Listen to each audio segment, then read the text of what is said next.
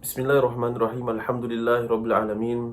Wassalatu wassalamu ala Rasulillah wa ala alihi wa sahbihi wa man wala.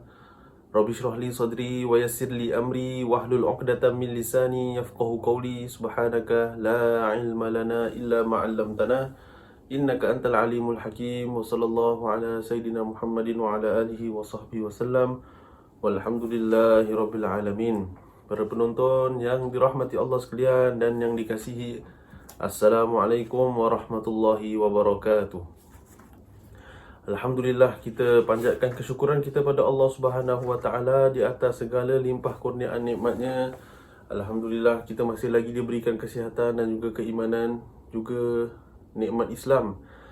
Dan kita bermohon mudah-mudahan Allah Subhanahu wa taala memberkati kehidupan kita dan juga mudah-mudahan Allah SWT melindungi kita daripada segala musibah dan juga balak bencana serta penyakit yang memudaratkan. Amin ya rabbal alamin. Para penonton yang dirahmati Allah sekalian, masih lagi kita di dalam bab kitab dalam bab penutup, iaitu kitab Bidayatul Hidayah karangan Imam Al-Ghazali. Kita hampir nak dekat habis membaca kitab ini dan ada lagi beberapa perkara, iaitu yang pesanan-pesanan Imam Al-Ghazali rahimahullah ta'ala yang kita boleh mengambil manfaat daripadanya insya-Allah. Baik, pada waktu yang lalu kita ada menceritakan ataupun kita telah mengongsikan iaitu perkara-perkara yang berkenaan dengan pembahagian kitab ini, iaitu bagaimana Imam Al-Ghazali membahagikan kitab ini dan juga manfaat mengamalkan amalan-amalan yang zahir untuk mendapatkan kenikmatan yang batin. Maknanya bila kita melakukan amalan-amalan yang zahir, iaitu amalan kita berpuasa, solat, kita beribadat dan sebagainya, itu kira di amalan-amalan zahir yang fizikal yang kita boleh nampak. Untuk apa? Untuk mendapat rasa ketenangan dalam hati, untuk mendapat rasa kemanisan iman di dalam hati kita. Jadi sebab kita ada bincangkan tentang kepentingan ilmu tauhid dan selari dengan ilmu fikih, selari juga dengan ilmu tasawuf. Jadi tiga perkara ni dipanggil tiga serangkai ni yang kita dah bincangkan. Seseorang itu yang beriman pada Allah Subhanahu wa taala, yang bila dia dah beriman dengan keenam rukun iman, iaitu ilmu tauhid itu, maka bukti keimanannya adalah untuk mereka beramal. Bukti keimanannya adalah untuk mereka beramal, iaitu di dalam bab fikih. Sebab tu dalam fikih dicerita pasal hukum hakam, yang halal, yang haram, yang pahala, dosa, boleh, tak boleh, makruh, sunnah dan sebagainya. Semua dalam kitab ataupun dalam bab fikih. Dan bila seseorang tu beriman, dia beramal, buktinya dengan amalannya. Dan yang ketiga adalah dalam pengamalannya dan dalam keimanannya itu mesti ada rasa, maknanya ada tasawuf di situ, maknanya ada ilmu yang berkenaan dengan hati. Bermaksud, contohlah kalau seseorang itu dia solat, dia nak kena hindarkan daripada sifat sombong, kena hindarkan daripada sifat dengki, sifat hasad dan sebagainya. Sebab kalau dia beriman, dia solat tapi masih lagi ada sifat sombong, masih ada sifat hasad dalam hati, maknanya dia tak amalkan ilmu tasawuf. Jadi maknanya tak selari. Dia mesti nak kena selari. Sebab tu kalau orang tu dia beriman, dia percaya Allah tu ada, tapi dia tak semayang contohnya. Jadi maknanya ada pincang dekat keimanannya ataupun dekat Islamnya itu. Maka sebab itulah kalau orang cakap kenapa dia ni tak semayang, dia semayang tapi macam tak baik dia perangai dia, contoh itu bermaksud dia mesti nak kena perbaiki ilmu tasawuf dia lah. Mesti nak kena mendalami, nak kena belajar macam mana cara untuk nak mendekatkan diri pada Allah, cara nak menjauhkan diri daripada maksiat. Jadi dalam kitab ni yang dah pernah disebutkan, ada cara-caranya yang telah dikongsikan oleh Imam Al-Ghazali rahimahullahu ta'ala. Maka pesanan lagi Imam Al-Ghazali dalam bab penutup ni ialah kita belajar ilmu tasawuf ini bukan untuk siapa-siapa, tapi untuk diri kita. Bukan untuk siapa-siapa, bukan untuk kita nak mendapatkan pangkat yang tinggi, bukan untuk kita nak mendapatkan gaji yang banyak, bukan kita nak mendapatkan apa-apa kemanfaatan dunia. Tapi kita belajar ilmu tasawuf ini ialah untuk nak mendidik hati kita, untuk menjadikan hati kita ini lebih baik. Jadi banyak muhasabah. Maksudnya kita tak lihat kesilapan orang. Sebab contoh seperti hadis Nabi SAW yang alamatul munafiqi thalathun. Tanda orang munafik ni ada 3. Idza haddatha kadzaba, jika dia berkata-kata dia kadzaba, berbohong. Wa idza wa'ada akhlafa, jika dia berjanji dia memungkiri.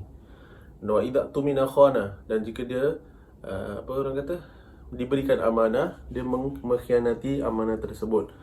Jadi ada orang dia baca hadis ni, dia cek orang. Oh, dia cakap bohong, maknanya dia orang munafik. Contoh, dia cakap ini aku kasih dia amanah ni tapi dia tak jalankan amanah, maknanya munafik dia ni. Lepas tu yang apa, jika dia berjanji, tengok kalau ni orang ni dia janji tak pernah tepat, maknanya dia orang munafik. Dia baca hadis Nabi SAW tapi untuk nak analyse orang. Contohnya, itu kata para alim ulama, sebenarnya hadis tu berbalik sebenarnya untuk diri kita sendiri. Maksudnya jangan kita jadi orang yang kalau kita cakap bohong. Jangan kita jadi orang yang kalau kita janji kita sendiri mungkir. Jangan kita jadi orang yang kalau diberikan amanah kita khianat. Jadi tanda munafik itu untuk kita. Kalau kita nampak orang yang sedemikian, itu adalah urusan dia dengan Allah Subhanahu Wa Taala. Itu lebih kurang macam itu ilmu tasawuf. Dia mengajar untuk mendidik diri kita dan sentiasa mengatakan bahawa diri kita ini lebih bawah dan lebih hina daripada orang-orang yang lain. Kan pernah diceritakan kalau kita nampak seseorang yang lebih dewasa atau lebih tua daripada kita, kita husnuzon, kita baik sangka, oh pahala dia mungkin lebih, kan? Kalau kita nampak budak kecil yang bawah umur daripada kita, kita kata dosa dia kurang. So sentiasa kita husnuzon. Kalau kita nampak orang yang contohnya orang yang bukan Islam, kita husnuzon, kita kata ni hidup dia ni bukan Islam, tapi tak tahu akhir hayat dia mungkin dia masuk Islam. Jadi kalau dia masuk Islam, bersih dosa-dosa dia, lebih baik daripada kita. Itu cara kita nak mendidik hati kita supaya sentiasa rasa tawaduk, supaya sentiasa rasa rendah diri. Jadi itulah sebenarnya ilmu tasawuf ini, sebenarnya untuk nak mengajak dan mendidik hati kita. Jadi bila kita nampak orang-orang yang tak solat, orang-orang yang tak tutup aurat contohnya, kita punya kerja adalah untuk kita rendahkan hati kita. Bukan kita nak menghindarkan mereka, tidak. Tapi kita kalau boleh kita tarik mereka dengan cara yang baik, dengan cara yang tak memalukan mereka, dengan cara yang tak merendahkan mereka, ya. Kerana mungkin ada yang tak tahu, kerana mungkin ada yang dah tahu pun tapi masih belum, apa orang kata, mungkin pada dia belum terbuka hati. Jadi mungkin kita rasa tanggungjawab, kita nak tegur dia, kita tegur dengan cara yang baik, dengan cara yang tak memalukan. Maksudnya jangan tegur depan-depan orang, jangan kita tegur publicly, kan. Kita post dekat Facebook, kita post dekat Instagram, kita buat kat WhatsApp group, cakap pasal tegur aurat, cakap pasal tak semayang. Jadi niat teguran kita itu biar kerana Allah Subhanahu Wa Taala. Hanya saja nak bawa dia masuk ke jalan Allah Subhanahu Wa Taala, bukan kerana nak tunjuk yang kita ni pandai, bukan nak tunjuk yang kita ni dah bagus, tapi kerana kita nak melaksanakan tanggungjawab dan sebab kita ni nak, apa orang kata, biar sama-sama kita ke jalan Allah Subhanahu Wa Taala. Jadi bila kita belajar ilmu tasawuf ni bukan untuk nak dapatkan pangkat, bukan kita nak dapatkan apa-apa kehebatan dunia, tidak, tapi hanya untuk diri kita sendiri. Tapi bila kita dalam belajar ilmu tasawuf ni ada terdetik dalam hati kita ataupun kita tergerak dalam hati kita untuk nak melakukan amalan-amalan sedemikian, maka Imam Ghazali kata apa? Ketahuilah bahawa sebenarnya engkau telah ditipu oleh syaitan. Syaitan mainkan, kan? Kita ingatkan syaitan mainkan dengan orang yang tak semayang je ke? Tidak. Orang yang semayang pun syaitan mainkan. Macam mana datangnya was-was dalam kita solat, macam mana datangnya was-was dalam kita berwuduk, macam mana kita rasa kita bagus yang kita semayang, yang orang belum semayang. Itu permainan syaitan sebenarnya. Jadi sentiasa dia kacau dan dia kocak-kacirkan hati manusia ni lah. Jadi maka dengan sebab itu ni kita nak kena aware. Orang putih kata aware, maknanya you ada awareness yang sebenarnya mainan hati itu adalah daripada syaitan, kan? Kita dah cakap dah semayang ni, kita orang ni belum semayang, kita dalam hati kita teruknya belum semayang, dah masuk azan pun tak semayang-semayang. Itu mainan hati kita tu. Sentiasa kita nak kena istighfar, nak kena aware yang ini adalah permainan syaitan. Syaitan tak akan kacau orang yang jahat aja. Kadang-kadang dia kacau orang jahat tu sikit aja, yang dia lagi kacau orang baik. Sebab kenapa? Orang baik yang dia kacau supaya jadi lagi jahat. Itu kerja syaitan. Kalau dia dah jahat, orang tu dia tak kacau sangatlah, mungkin dia kacau sikit-sikit. Jadi maka dengan sebab itu Imam Ghazali kata, kalau kita rasa kita belajar ilmu tasawuf ni atau kita tak nak mengamalkan apa yang ada dalam kitab ni. Sebab dalam kitab ni kan kita dah cerita amalan dia ringkas-ringkas, ringan-ringan kan.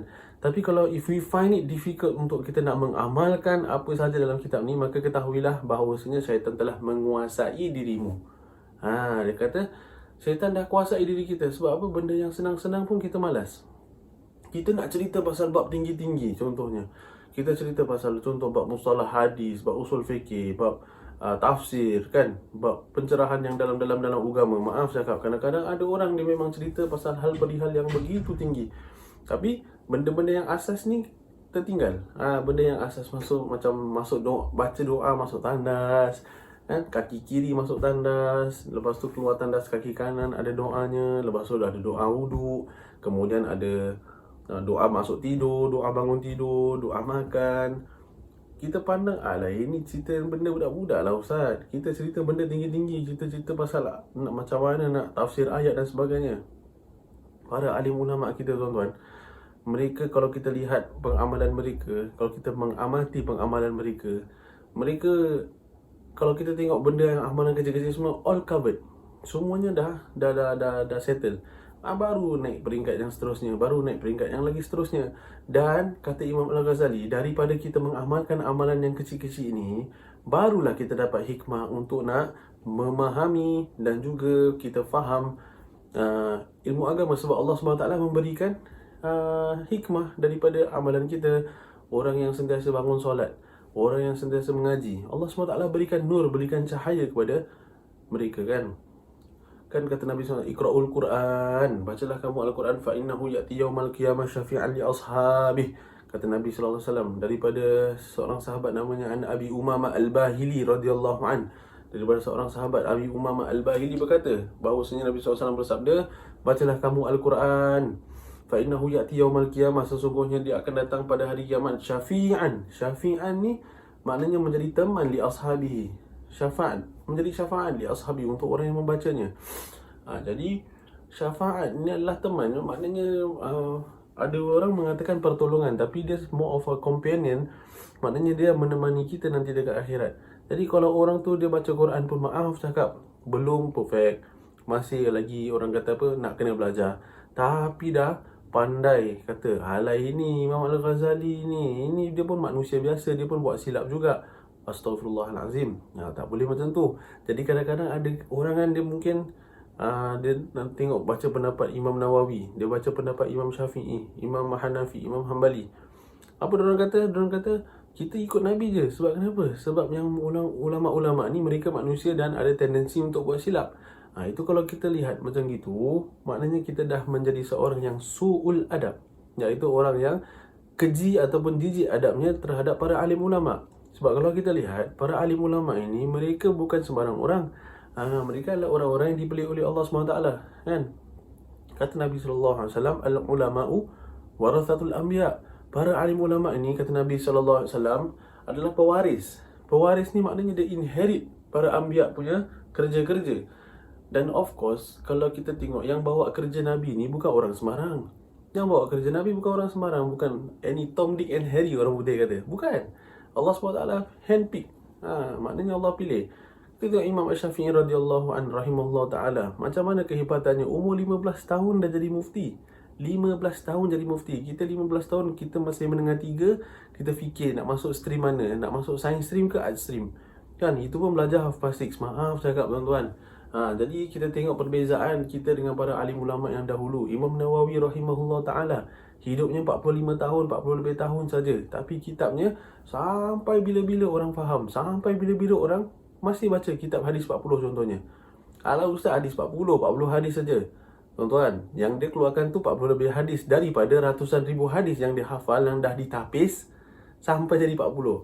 Kita nak suruh orang kata tapis tepung, orang rumah suruh tapis tepung ni kita dah malas dah tak kuasa. Halang ni asyik kena tapis tepung gitu kan, dah tak kuasa. Ini para alim ulama hafal hadis, bukan hadisnya saja, tapi dengan perawi-perawi, dengan sanadnya kan, dengan orang-orang yang menyampaikan hadis tersebut. Dia tengok hadis ni mungkin tak sesuai untuk nak masukkan dalam kitab ni, maka dia tepikan untuk kitab lain contohnya, gunakan hadis yang lain.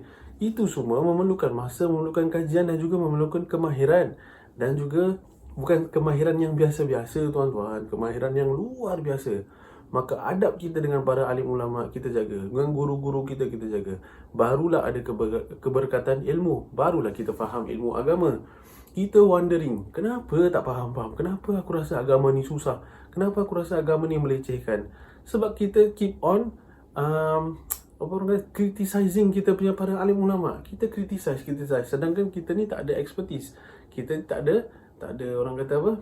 Kemahiran. Jadi bila tak ada kemahiran, kita rendahkan adab kita, tinggikan adab kita, rendahkan diri kita untuk supaya kita faham. Allahumma faqihna fid din. Kita doa, ya Allah berikanlah aku kefahaman dalam agama.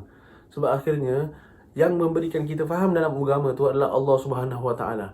Macam mana kita nak Allah fahamkan kita agama adalah dengan kita menjaga adab dengan agama kita, dengan ilmu kita, dengan ilmu agama kita. Bila kita menjaga adab, maka barulah izin Allah kasih kita kefahaman dalam agama. Tapi kalau kita asyik criticize contohnya gitu macam mana Allah nak kasih faham kan? Jadi maknanya macam mana pun kita nak kena rendahkan diri kita. Kita ikhlas cakap lillahi ta'ala. Aku belajar ni bukan kerana untuk nak berdebat. Ni kata Imam Al-Ghazali. Belajar bukan kerana nak berdebat. Belajar bukan kerana nak apa orang kata, nak kata yang kita ni betul ataupun salah. No, bukan. Kita belajar lillahi ta'ala. Kerana ini ilmu adalah milik Allah, maka aku belajar ni adalah untuk Allah Subhanahu Wa Taala, supaya aku faham, supaya Allah mengangkat kejahilan. Maknanya apa? Mengangkat kejahilan daripada diri kita, supaya kita ni tak jadi orang yang jahil. Bila jahil jadi sesat kan? Jadi makanya mengangkat diri kita daripada kesesatan. Itu niat kita belajar lillahi ta'ala. Apa pun yang kita belajar, baik daripada ilmu agama, ilmu keduniaan, kita belajar kerana Allah Subhanahu Wa Taala. Bila kita buat lillahi ta'ala, maka insya-Allah Allah akan bantu kita. Tapi kalau kita buat kerana niat yang lain, maka Allah Subhanahu Wa Taala akan menyekat kefahaman tersebut dan menjadi ilmu itu satu ilmu yang tidak ada keberkatannya. Wallahu a'lam bishawab. InsyaAllah jika ada kelebihan waktu, kita akan sambung pada waktu yang lain. Mudah-mudahan Allah SWT memberkati ilmu kita. Mudah-mudahan Allah SWT memberikan kita kefahaman dalam agama, kefahaman dalam rahsia-rahsianya Allah Subhanahu Wa Taala. Segala yang baik itu datang daripada Allah, segala yang buruk itu datang daripada kejahilan diri saya sendiri. Wabillahi taufiq wal hidayah. Wassalamualaikum warahmatullahi wabarakatuh.